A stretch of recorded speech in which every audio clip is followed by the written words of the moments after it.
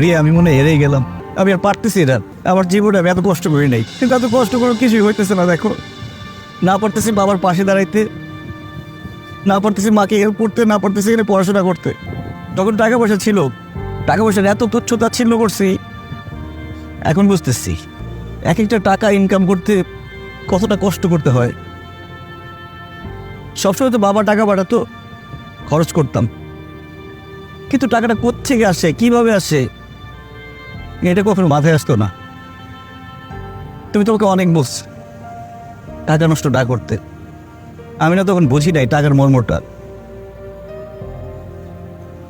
সবসময় ভাবতাম মাথার উপর বাবার ছায়া আছে, বাবা আছে, টাকা পাঠাবে।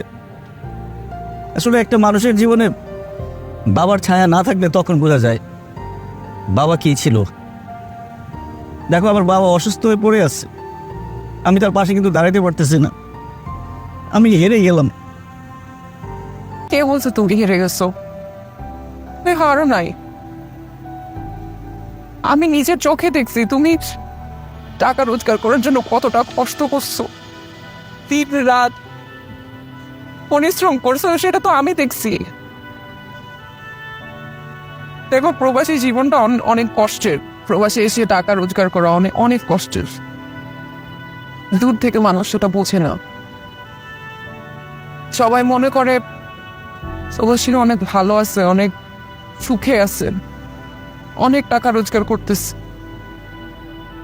কিন্তু প্রবাসীরাই বোঝে তারা কত কষ্টে আছে, কত কষ্ট করে তারা টাকা রোজগার করতেছে। তারা ভালো নাই। সায়েল, আমার মনে হয় তুমি দেশে ফিরে যাও। দেশে গিয়ে তুমি তোমার মায়ের পাশে গিয়ে দাঁড়াও, বাবার কাছাকাছি থাকো। তুমি ভেবো না দেশে ফিরে যাওয়া মানে হেরে যাওয়া।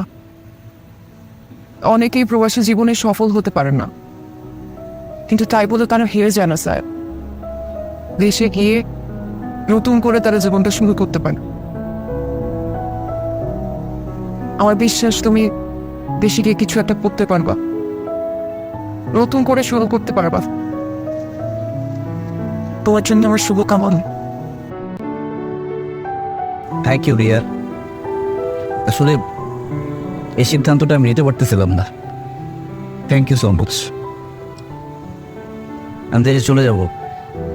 আমি এখানে যতটা কষ্ট করতেছি, আমি যদি দেশে গিয়ে সেই কষ্টটা করতে পারি, আমি আবার বাবার জন্য কিছু একটা অবশ্যই করতে পারব।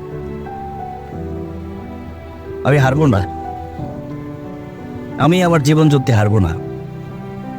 তবে আমি তোমাকে কথা দিতেছি, আমি এর আবার আসবো। আমি পৃথিবীর অনেক দেশে ঘুরবো, কিন্তু লুজার হয়ে না, একজন সাকসেসফুল মানুষ হয়ে। আমি হারবো না, আই প্রমিস আমি হারবো না। দেখো, আমি জানি তুমি পারবা। I trust you. আমি তোমার অপেক্ষায় থাকবো।